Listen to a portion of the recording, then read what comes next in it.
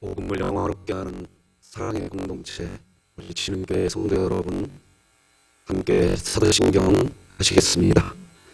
전능하사 천지를 만드신 하나님 아버지를 내가 믿사오며 그 외아들 우리 주 예수 그리스도를 믿사오니 이는 성령으로 잉태하사 동정녀 마리아에게 나시고 본디오 빌라도에게 고난을 받으사 십자가에 못 박혀 죽으시고 장사한 지 사흘 만에 죽은 자 가운데서 다시 살아나시며 하늘에 오르사 전능하신 하나님 우편에 앉아 계시다가 저리로서 산자와 죽은 자를 심판하러 오시리라. 성령을 믿사오며 거룩한 공회와 성도가 서로 교통하는 것과 죄를 사하여 주시는 것과 몸이 다시 사는 것과 영원히 사는 것을 믿사오나이다. 아멘. 우리 찬송가 64장 하나님께 찬양 드리겠습니다.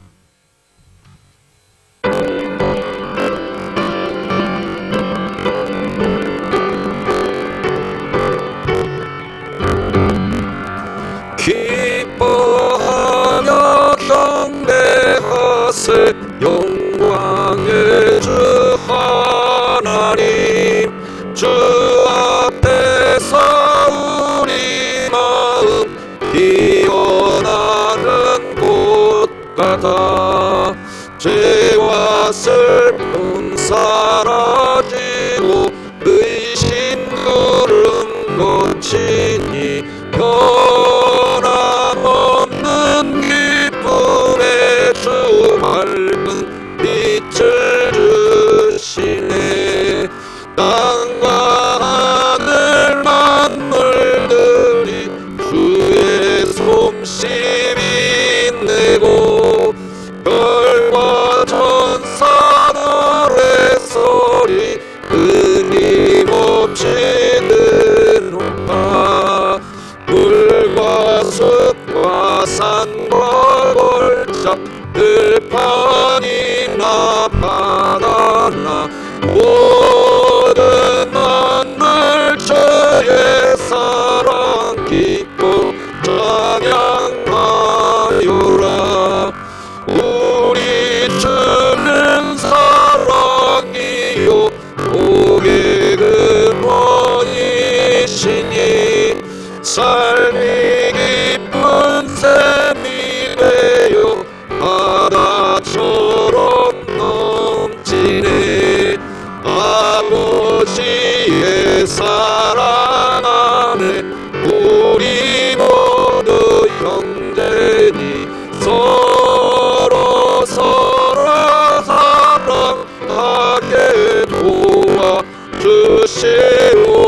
도와주시옵소서. 새벽별의 노래 따라 잉찬 찬송 부르니 주의 사랑 줄이 되어 한맘 내게 거시네. 노래하며 행진하여 싸움에서 이기고 승전 나를 높이 불러주께 영광 돌리세. 아멘. 오늘 함께 나눌 하나님의 말씀은 구약성경 역대하 7장 1절에서 마지막 22절까지 말씀드리겠습니다. 역대하 7장 1절에서 마지막 절까지 교독하시겠습니다. 하나님의 말씀입니다. 솔로몬이 기도를 마침에 불이 하늘에서부터 내려와서 그 번제물과 제물들을 사르고 여호와의 영광이 그 성전에 가득하니 여호와의 영광이 여호와의 전에 가득하므로 제사장들이 여호와의 전으로 능히 들어가지 못하였고 이스라엘 모든 자손은 불이 내리는 것과 여호와의 영광이 성전 위에 있는 것을 보고 돌을 깐 땅에 엎드려 경배하며 여호와께 감사하여 이르되 선하시도다 그의 인자하심이 영원하도다 하니라. 이에 왕과 모든 백성이 여호와 앞에 제사를 드리니 솔로몬 왕이 드린 제물이 소가 22,000마리요 양이 12만 마리라. 이와 같이 왕과 모든 백성이 하나님의 전의 약성식을 행하니라. 그때에 제사장들 모셔서고 레위 사람도 여호와의 악기를 가지고 섰으니 이 악기는 전에 다윗 왕이 레위 사람들에게 여호와께 감사하게 하려고 만들어서 여호와의 인자하심이 영원함을 찬송하게 하던 것이라. 제사장들은 머리 앞에서 나팔을 불고 온 이스라엘은 서 있더라. 솔로몬이 또 여호와의 전 앞들 가운데를 거룩하게 하고 거기서 번제물과 화목제의 기름을 드렸으니 이는 솔로몬이 지은 놋제단이 능히 그 번제물과 소제물과 기름을 용납할 수 없음이더라. 그때에 솔로몬이 7일 동안 절기를 지켰는데 하맛 어귀에서부터 애굽 강까지의 온 이스라엘의 심히 큰 회중이 모여 그와 함께 하였더니 8째 날에 무리가 한 성회를 여니라. 제단의 약성식을 7일 동안 행한 후 이 절기를 7일 동안 지키니라. 7째 달 제23일에 왕이 백성을 그들의 장막으로 돌려보내매 백성이 여호와께서 다윗과 솔로몬과 그의 백성 이스라엘에게 베푸신 은혜로 말미암아 기뻐하며 마음에 즐거워하였더라. 솔로몬이 여호와의 전과 왕궁 건축을 마치고 솔로몬의 심중에 여호와의 전과 자기의 궁궐에 그가 이루고자 한 것을 다 형통하게 이루니라. 밤에 여호와께서 솔로몬에게 나타나사 그에게 이르시되 내가 이미 내 기도를 듣고 이곳을 택하여 내게 제사하는 성전을 삼았으니 혹 내가 하늘을 닫고 비를 내리지 아니하거나 혹 메뚜기들에게 토산을 먹게 하거나 혹 전염병이 내 백성 가운데에 유행하게 할 때에 내 이름으로 일컫는 내 백성이 그들의 악한 길에서 떠나 스스로 낮추고 기도하여 내 얼굴을 찾으면 내가 하늘에서 듣고 그들의 죄를 사하고 그들의 땅을 고칠지라. 이제 이곳에서 하는 기도에 내가 눈을 들고 귀를 기울이니 이는 내가 이미 이 성전을 택하고 거룩하게 하여 내 이름을 여기에 영원히 있게 하였음이라. 내 눈과 내 마음이 항상 여기에 있으리라. 네가 만일 내 앞에서 행하기를 내 아버지 다윗이 행한 것과 같이 하여 내가 내게 명령한 모든 것을 행하여 내 율례와 법규를 지키면 내가 네 나라 왕위를 견고하게 하되 전에 내가 내 아버지 다윗과 언약하기를 이스라엘을 다스릴 자가 내게서 끊어지지 아니하리라 한 대로 하리라.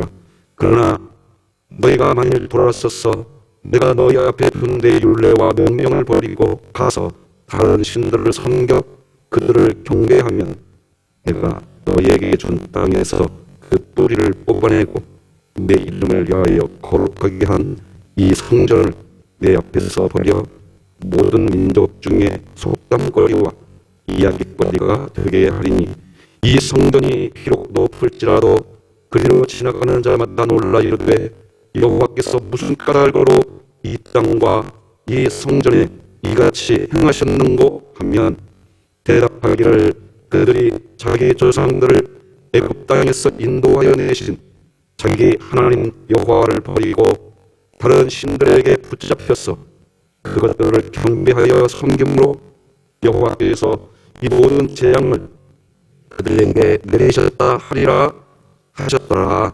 아멘. 오늘은 죄 용서를 통한 예배의 기쁨, 이런 제목으로 하나님의 말씀 나누겠습니다. 솔로몬 성전 건축이 끝이 나자 이스라엘에는 기쁨이 찾아오고 그 기쁨은 이제 공동체의 축제로 이어집니다. 성전 건축, 예배당 건축이 끝이 나고 이스라엘 백성들은 이제 예배당 공동체가 됩니다. 삶의 중심이 예배입니다. 예배가 있어야, 그래야 감사가 있고, 예배가 있어야, 그래야 진정한 찬송이 있고, 예배가 있어야 직장 생활도 있는 겁니다. 예배가 있어야 자녀 양육도 있고 선교와 전도도 있는 겁니다. 그렇게 되는 이유는 예배를 통해 말씀하시는 하나님의 말씀이, 그리고 예배를 통해 하나님께서 우리에게 응답하시는 가운데 우리는 예배를 통하여서 내가 어디로 가야 할지, 내가 언제 멈춰야 할지, 내가 언제 달려가야 할지, 우리는 예배를 통해서 하나님을 알게 되는 겁니다. 그래서 로마서 12장 1절 2절은 우리가 하나님께 온전한 예배자로 나갈 때, 영적 예배, 산제물이 되는 예배를 드릴 때 하나님의 선하시고 기뻐하시고 온전하신 뜻이 무엇인지를 알게 된다고 예배를 이야기합니다. 어떤 이들은 나는 예배 참석 안 해도 나는 하나님 말씀을 늘 묵상하고 사니 나는 괜찮아. 그렇지 않습니다. 예배가 삶의 시작이 되시기 바랍니다. 그런 의미에서 오늘 1절, 2절 다 같이 읽어보십시다. 시작. 솔로몬이 기도를 마침에 불이 하늘에서부터 내려와서 그 번제물과 제물들을 사르고 여호와의 영광이 그 성전에 가득하니 여호와의 영광이 여호와의 전에 가득함으로 제사장들이 여호와의 전으로 등이 들어가지 못하였고, 성전, 즉 예배당에서 기도를 드리자 이제 하늘에서 불이 내려옵니다. 그리고 하나님의 영광이 그 성전에 가득합니다. 하나님의 영광이 이 성전 예배당 안에 가득해지자 마땅히 제사를 위해서 성전 안에 들어가야 할 제사장들조차도 성전 안으로 들어가지를 못합니다. 하나님의 임재 때문입니다. 여러분, 왜 하나님의 임재가 임하면 제사장이 더 성전에 잘 들어갈 것 같은데 왜 들어가지 못하고 있다고 기록할까요? 두려운 겁니다. 자신의 죄에 대한 두려움 때문입니다. 그런데 이런 두려움은 기분 나쁜 두려움이 아닙니다. 부정적이거나 괴로운 두려움도 아닙니다. 분명히 자신의 죄 때문에 성전에 감히 들어가기가 두렵지만 그런데 행복합니다. 하나님의 임재 때문입니다. 이런 두려움이 우리들에게도 있습니다. 세상에서 살다가 하나님께 예배드리러 예배당 안에 들어오면 들어올 때부터 교회 마당에 발을 밟는 그 순간부터 하나님의 내 중심을 다 보시고 계신다는 강력한 마음이 하나님의 임재 가운데 내 안에 찾아옵니다. 조심스럽게 계단을 올라와서 예배당 의자 한쪽에 자리를 잡고 딱 앉는 그 순간 아주 조심스럽게 주여, 죄인이 왔습니다. 그런 고백이 있습니다. 고개를 들지 못하고 한동안 고개를 들지도 못하고 내가 어떤 모습으로 하나님께 예배드릴 수 있단 말인가? 그런데 기분이 나쁘지 않습니다. 그렇게 조심스럽게 하나님의 사자의 은총을 기다리는 그 시간이 오히려 즐겁습니다. 하나님을 찬송하고 싶어집니다. 나의 죄를 고백하고 있지만 감사합니다. 나의 죄의 모습으로 살다가 하나님을 예배드리는 이 예배당에 왔지만 여전히 하나님은 선하시고 인자하시고 지금도 나를 물끄러미 바라보시고 주님, 죄인이 왔습니다. 그렇게 고백할 때 살포시 내 마음 가슴 언저리에 주님의 손이 올려지는 것을 참 많이 느낍니다. 나도 모르게 감사의 눈물이 흐르고 내가 왜 이런 삶을 살았단 말인가. 후회와 하나님의 자비하심을 기다리게 됩니다. 다시 하나님의 손이 나를 잡아주시기를 원할 뿐입니다. 이스라엘 백성이 그렇게 되었습니다. 3절 내용이 그네요. 오늘 보면 3절 보니까 이스라엘 모든 자손은 불이 내리는 것과 여호와의 영광이 성전 위에 있는 것을 보고 불을 깐 땅에 엎드려 경배하며 여호와께 감사하이르되 선하시도다 그의 인자하심이 영원하도다 하니라. 7년 동안 자신들이 수고해서 성전 예배당을 건축했기에 응석을 부를만도 합니다. 하나님, 제가 이렇게 수고했어요. 제가 땀 흘려서 이렇게 제가 했어요. 자랑할 만도 한데 그런 모습은 찾을 수가 없습니다. 그저 자신이 땀 흘리고 자신이 수고할 수 있었던 것, 그것이 그냥 감사할 뿐입니다.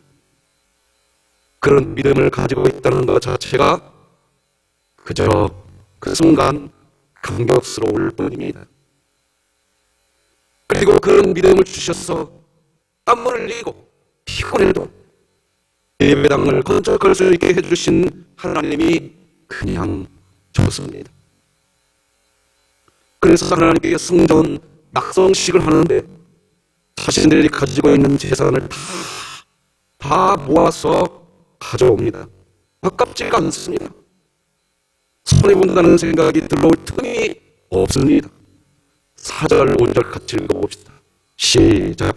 이에 왕과 모든 백성이 여호와 앞에 제사를 드리니 솔로몬 왕이 드린 제물이 소가 22,000마리요 양이 12만 마리라. 이와 같이 왕과 모든 백성이 하나님의 전에 낙성식을 행하니라. 자신의 것을 하나님께 드리는 기쁨, 자신의 것을 가지고 하나님을 향하여 헌신하는 기쁨, 너무나 좋습니다.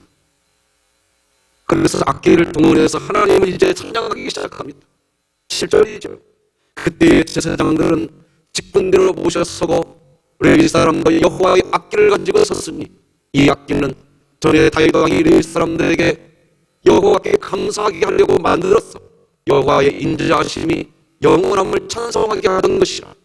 제사장들은 무리 앞에서 나팔을 불고 온 이스라엘은 서 있더라. 어떻게 이런 일이 가능할까요? 사제의 은총 때문입니다. 하나님을 믿는 그리스도인들만 누릴 수 있는 최대의 특권은 사제의 은총입니다. 어떤 사람은 나 하나님 믿어서 부자 됐네, 나 하나님 믿어서 권력 가졌네, 나 하나님 잘 믿어서 이런 직분 받았네. 아닙니다. 하나님을 믿는 그리스도인이 받을 수 있는 가장 큰 특권은 내 죄 주님이 용서해 주시고 믿으십니까? 설령 우리가 신앙생활하면서 자랑할 것이 있다고 한다면 주님이 내 죄 용서해 주셨습니다. 이것 자랑하시기 바랍니다. 사제의 은총은 사람이 그리스도인으로서 살아가는 새로운 삶의 시작입니다.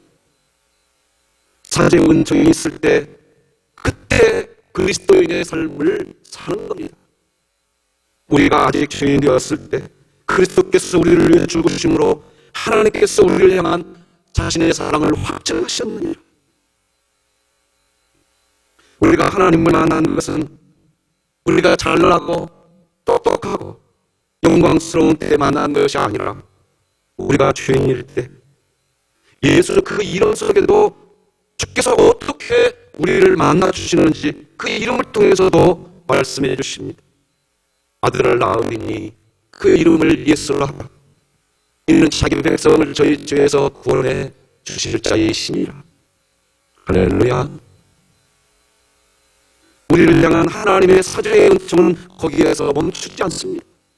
사죄의 은총을 받고 난 후에도 여전히 우리 안에 선악과를 따먹는, 또 다 먹고 싶은 죄 지은 이 아담의 DNA가 사죄의 은총을 받고 난 후에도 여전히 속에 있습니다. 네가 하나님처럼 될 수 있어. 그런 말, 그런 유혹 앞에서 자꾸 넘어지는 그 유혹은 지금도 우리에게 찾아옵니다. 그리고 또 우리는 넘어집니다. 고 박윤선 목사님이 80세 된 생일날 제자들과 함께 식사를 하게 되는 자리가 있었답니다. 제자들의 선생님, 한 말씀 저희들에게 해주시면 어떻겠습니까? 네, 박윤선 목사님이 그 자리에서 일어섰더니 이렇게 이야기하셨답니다. 80년 복은 흉악한 죄인입니다. 그때 제자들이 깜짝 놀랐답니다. 그리고 그때 그 자리에 있었던 제자 중 한 명이 지금은 은퇴하신 홍정길 목사님이셨습니다. 그 목사님이 하신 이야기를 들었던 내용을 전해드리는 겁니다. 속으로 이렇게 생각해야 돼요. 야, 이렇게 겸손하신 분이 계시는가?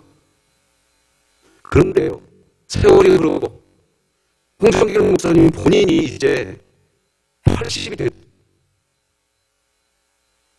어느 날 가만히 자신을 보니까 그때 박윤선 목사님이 겸손한 게 아니라 진실한 분이셨구나, 그런 마음이 들더랍니다. 홍 목사님 본인이 인생을 80년간 살아보니까 세월이 그렇게 흐르고 또 흘러도 여전히 죄의 유혹 앞에서 20대, 30대와 똑같이 죄의 유혹 앞에서 여전히 넘어지고 있는 자기 자신의 모습을 마치 이제 80이 되었으니 나는 성자가 되었어, 이렇게 꾸밀 수 없고 여전히 하나님 앞에서 내가 죄덩어리구나, 하나님의 인자하심과 하나님의 선하심으로 오직 하나님의 은혜로 오늘도 내가 하나님을 아버지라고 부르고 살고 있는 거구나, 그렇게 느껴지더랍니다. 그래서 자기도 이제 박윤선 목사님이 왜 80세 생일날 자신이 80년 묵은 흉악한 죄인이라고 하셨는지 이해가 되면서 본인도 이제 그렇게 자기를 이야기한다. 나 80년 묵은 죄덩어리입니다. 그런데 그걸 진심으로 고백하면서 지금 내 삶을 살아가다 보니까 그게 행복하더래요. 그게 하나님이 있는 가장 큰 즐거움이더래요. 믿으십니까? 기독교의 성인은 잘나고 똑똑하고 멋진 거룩한 행위를 하는 사람이 아니라 자기 죄악의 깊이를 아는 사람입니다. 하나님 앞에 자신이 죄인이라고 엎드리는 사람. 그러면 놀랍게도 내가 저를 범하지 않을 때보다 더 가깝게 나에게 다가오셔서 만나주시는 하나님을 만나게 됩니다. 탕자가 집을 나가서 그 모든 일을 다 하고 과거에 똑똑하고 멋지고 잘나가고 아버지와 함께 기쁨의 노래를 함께 불렀던 그런 때보다 더 깊은 아버지의 사랑을 경험하고 뜨거운 아버지의 사랑을 체험했던 때는 죄인의 모습으로 돌아왔을 때입니다. 당자가 집을 떠나 스스로 죽게 된 멀리 멀리 떠났던 그 자리에서 아버지께로 돌아옵니다. 세월이 흐르면서 그 멋진 옷은 남루하게 변해버렸고 그가 살았던 죄악의 모습으로 얼굴마저도 죄악의 얼굴로 변해버렸습니다. 그 유명한 부잣집 아들이었던 얼굴의 형체가 다 사라져버렸습니다. 누구도 예전에 그 부잣집 아들의 얼굴을 쉽게 알아보지를 못합니다. 그런데 여전히 그 아들이 돌아오기를 기다리는 아버지는 그날도 멀리 멀리 동부 밖을 바라봅니다.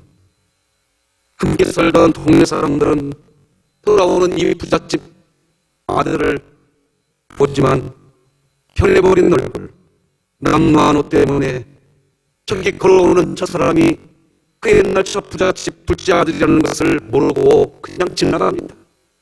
하지만 아버지의 사랑의 눈은 그 남루한 옷을 뚫고 그 변해버린 그 자식의 얼굴을 넘어섰어.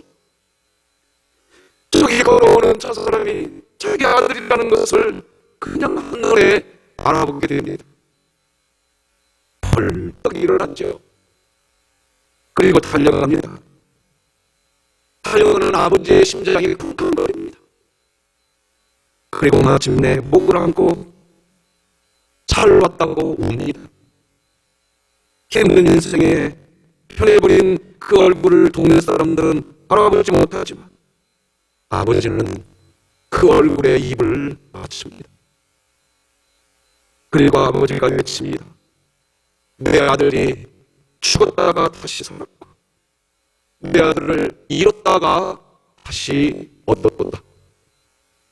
당자는 이전의 죄를 짓지 않고 멋지게 살았던 때보다 가장 가깝게 아버지의 사랑을 체험합니다. 사랑하는 성도 여러분, 우리는 지금도 신앙생활을 하고 있습니다. 그런데 지금도 여전히 우리는 죄를 범합니다. 죄의 회오리 바람에 넘어집니다. 죄를 떠나려고 할수록 죄의 깊이에 또다시 빠집니다.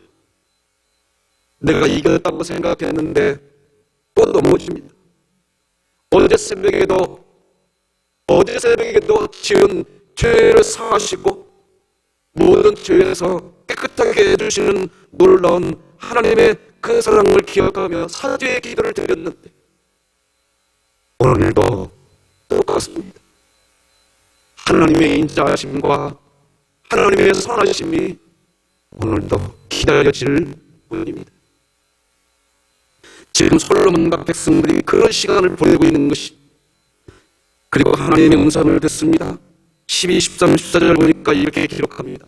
밤에 여호와께서 솔로몬에게 나타나 그에게 이르시되 내가 이미 네 기도를 듣고 이곳을 택하여 내게 제사하는 성전을 삼았으니 혹 내가 하늘을 닫고 비를 내리지 아니하거나 혹 메뚜기들에게 토산을 먹게 하거나 혹 전염병이 내 백성 가운데에 유행하게 할 때에 내 이름으로 일컫는 14절은 다 같이 한번 읽어봅시다.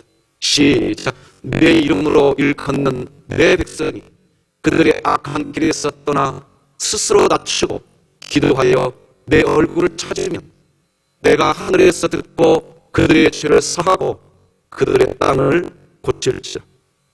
여러분, 성전 이 예배당은 이런 음성을 듣는 자리가 되어야 됩니다. 예배당은 이런 음성 들으려고 예배당을 지은 겁니다. 왜 우리가 이 예배당 건축했는지 알아야 됩니다. 왜 우리는 작년과 올해 이 예배당을 왜 리모델링 하려고 했는지 알아야 됩니다. 왜 했습니까? 우리의 교회 생활을 편하게 하려고 했습니까? 그것이 우리의 초점일 수도 있습니다. 그러나 왜 리모델링 했습니까? 이 예배당에서 하나님의 이런 음성 들으려고 리모델링 한 줄 믿습니다.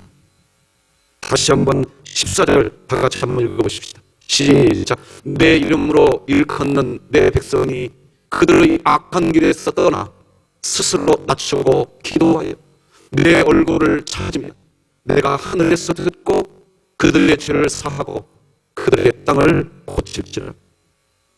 혹시 예배당에 오셔서 하나님의 사죄의 은총, 죄사함의 은혜를 입고 기쁨으로 찬송하는 삶을 사시고 계십니까?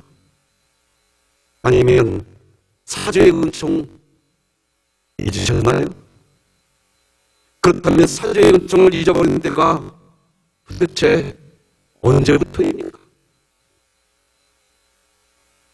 예배당에 의자에 앉는 순간 이런 죄인의 모습으로 내가 어떻게 예배드릴 수 있을까? 그런 마음 들어본 적이 언제입니까? 어느 순간인가부터 예배당 의자에 앉으면 당연히 나는 예배 드릴 수 있는 자처럼 그냥 느껴지고 하나님께 예배 드리러 와놓고도 내 마음의 죄가 하나도 부담스럽게 느껴지지 않고 당연히 그냥 하나님 내가 예배 드리러 왔으니 복 주세요. 이게 웬 말입니까 도대체? 언제 사죄의 은총을 느껴봤냔 말이에요.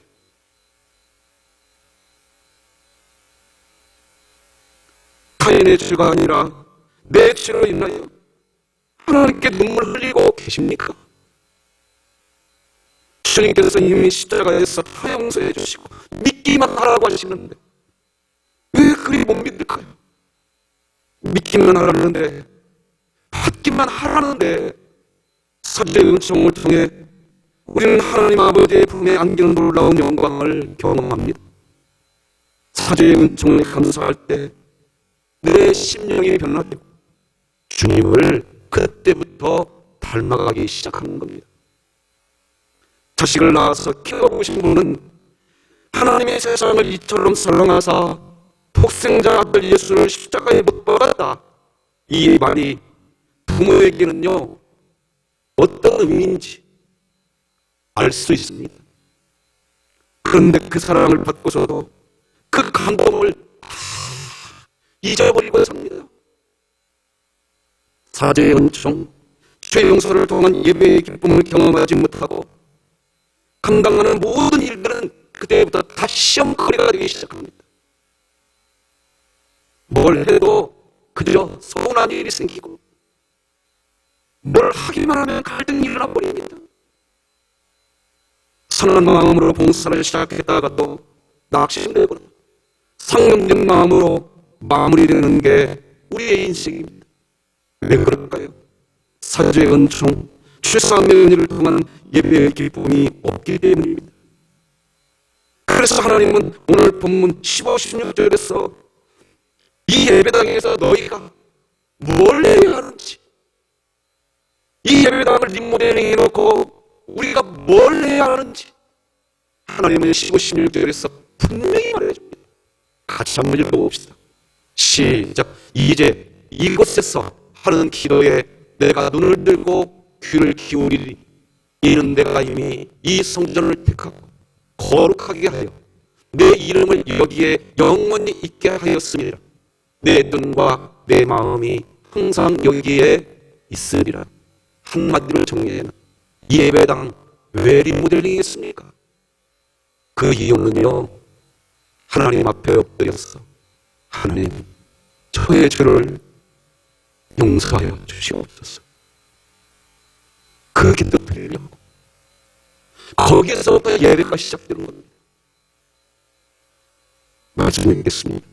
솔로몬 성전 건축이 끝이 나자 이스라엘은 기쁨이 찾아오고 그 기쁨은 공동체의 축제로 이어집니다. 성전 건축, 예배당 건축이 끝이 나고 이제 이스라엘 백성들은 이제 예배당 공동체가 됩니다. 삶의 중심이 예배가 됩니다. 우리도 마찬가지입니다. 우리도 예배당 공동체가 되어야 합니다. 그런데 예배당을 중심으로 하나의 공동체가 되려면 먼저 예배의 기쁨이 있어야 합니다. 예배의 기쁨은 사죄의 은총을 경험한 그리스도인만이 누리는 은혜입니다. 우리는 죄를 범하고 죄의 회오린 바람에 넘어집니다. 죄를 떠나려고 할수록 오히려 죄의 깊이에 또 빠집니다. 어제 새벽에도 지은 죄에 대한 사죄의 기도를 드렸는데 오늘 또 사죄의 기도를 드리게 됩니다. 그런데 그러면서 우리는 우리의 죄를 사하시고 모든 죄에서 깨끗게 해주시는 놀라운 하나님의 사랑을 만나게 됩니다. 그런 일이 예배당 안에서 일어납니다. 그때 우리는 예배의 기쁨을 누리게 되고 무슨 일을 해도 시험에 빠지지 않습니다. 찬송과 감사의 삶을 삽니다. 믿으십니까? 오늘도 바이블 챌린지 성경을 기록한 우리 사랑하는 지체들이 있습니다. 오늘은 정보환 집사님, 임진희 집사님, 김채연 학생, 소서은 학, 유시연 어린이, 귀한 우리 주의 백성들이 하나님 말씀 기록합니다. 이들을 축복합니다. 하나님 말씀을 기록하다가 사죄의 은총을 누리고 하나님의 말씀을 기록하다가 예배의 기쁨을 누리는 주의 종들이 되기를 축복합니다. 오늘 하루도 주님 안에서 행복하시기 바랍니다. 기도하십시다. 하나님 아버지 감사합니다. 오늘도 우리들을 잠에서 깨워주시고 하나님 경배하게 하시니 감사합니다. 내가 어느 순간인가부터 교회 일을 많이 하는 목사가 되고 난 후부터 내가 일을 많이 하고 있는 그 자체가 내가 아무런 죄도 짓지 않고 있는 성결한 사람인 것처럼 나를 그렇게 불쌍해놓고 살고 있지는 않은지, 내가 어느 순간인가부터 교회의 직분을 갖고 그 일을 열심히 하고 있다는 이유로 예배를 드리기 전 하나님의 인자하심과 선하심을 간절히 기다리며 내 죄에 대한 탄식이 언제부터인가 사라져버리고 그렇게 살고 있지는 않았는지요. 하나님, 우리의 죄를 용서해 주시고 예배의 기쁨이 회복되는 신앙인으로 다시 세워지게 하여 주시옵소서.